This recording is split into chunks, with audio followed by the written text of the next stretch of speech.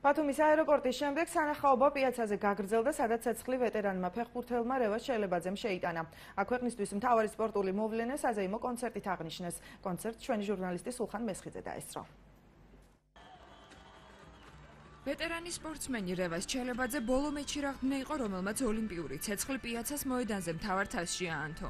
მეჩი რაღდნები ცნობილი ქართველი ოლიმპიელები, მომღერლები და საზოგადოების სხვა ცნობილი სახეები იყვნენ. ემოციებიდან დაცლილი ვარ. უკვე კიდევ აზრია რომ რა ხდება ჩემ ცხოვრებაში. ეს არის მებერტელა პატივი და დაფასება ჩემთვის და მე ვიძახი რომ ალბათ რაღაცა გაკეთებული მაქვს ჩემ ცხოვრებაში. ის რაც ჩემ ხალხმა დაინახა. ჩვენ ყველანი ამაყები ვართ რომ ბოლოს და ბოლოს ოლიმპიური ცეცხლი შემოდის საქართველოში.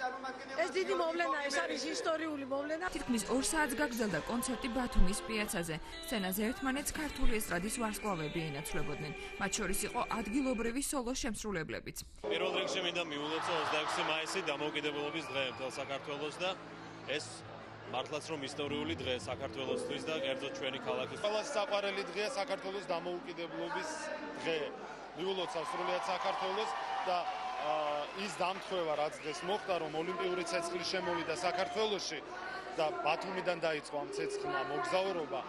ეს ძალიან მნიშვნელოვანია. პიაცაზე გამართულ კონცერტს ავტონომიური რესპუბლიკის აღმასრულებელი და საკანონმდებლო ორგანოს წარმომადგენლები დაესწრნენ. საზოგადოებას სიტყვით ბათუმის მერმა გიორგი ერმაკოვმა მიმართა. ყველანი განსაკუთრებით ბათუმელები ახალცელი ვარ, ბედნიერები. იკა! ჩვენს ხალხს ეწია მშვიდობა, შედარებით მაღალი უფლისა. ეწია ოლიმპიური ცეცხლი. ევროპის ახალგაზრდულ ოლიმპიურ თამაშებში, რომელსაც საქართველოს პირველად უმასპინძლებს 49 ქვეყნის 4000-მდე სპორტსმენი მიიღებს მონაწილეობას.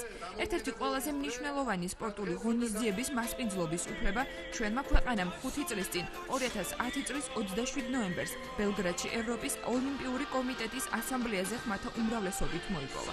წარმოიდგინეთ რომ 200-ზე მეტი ქვეყნიდან 35 ქვეყანაა საქართველოს ისტორიაში საერთოდ სადაც ოლიმპიური ცეცხლია ნამყოფი და მე მინდა ვისარგებლო შემთხვევით სრულიად საქართველოს პირველ რიგში რა თქმა უნდა მიულოცო დამოუკიდებლობის დღე და მიულოცო ეს მართლაც ისტორიული დღე. იქ აღინიშნა სხვადასხვა საბერძნეთში რომ დღეს საბერძნეთში დაიწერა საქართველოს ისტორიის ერთ-ერთი საუკეთესო ფურცელი. ევროპის ახალგაზრდული ოლიმპიური ფესტივალის 13 საზეიმო ცერემონიალი ბათუმში გრანდიოზული ფოიერვერკით დასრულდა. ოლიმპიური თამაშების სიმბოლო საქართველოში 2 თვის განმავლობაში დარჩება.